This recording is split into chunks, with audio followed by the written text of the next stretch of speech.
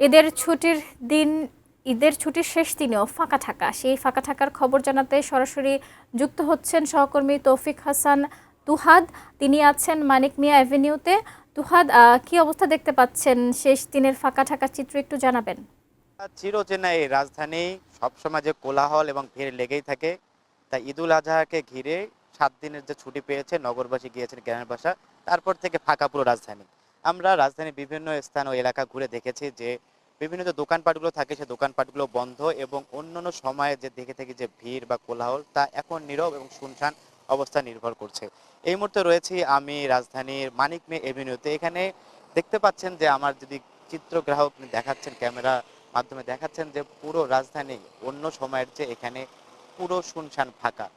গ্রামের ছুটিতে তারা গিয়েছেন, ঈদুল আজহার ছুটিতে তারা গিয়েছেন গ্রামের বাসায়, সেই গ্রামের বাসায় যাওয়ার পরেই পুরো শুনশান ফাঁকা নিরাপত্তা এই রাজধানী।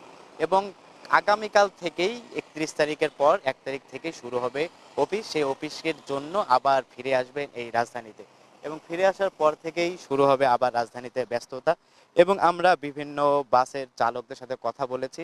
বাস চালকরা এবং হেল্পাররা তারা বলেছেন যে অন্যান্য সময়ে যে যাত্রীরা থাকে 4 ভাগ, সে 4 ভাগের মধ্যে অন্য সময়ের চেয়ে ফাঁকা হওয়ার জন্য তারা 4 ভাগের 1 ভাগ তারা যাত্রী পাচ্ছেন। অন্যত্র আমি যদি বলে থাকি রিক্সা চালক, তাদের সাথে আমরা কথা বলেছি।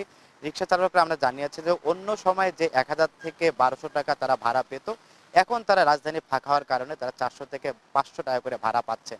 এবং অন্যান্য স্থানীয় বিভিন্ন এলাকা আমরা ঘুরে দেখেছি, অলি গলি এবং মেইন রোড যদি বলি সড়কগুলো, সেগুলোতেই ফাঁকা অবস্থান বিরাজ করছে। শুধুমাত্র যাদের কাজ কাজ ছাড়া তারা বের হচ্ছেন না। তো এই ছিল মানিক মে এভিনিউ থেকে রাজধানী ফাঁকা হওয়ার সর্বশেষ। শাকিলা।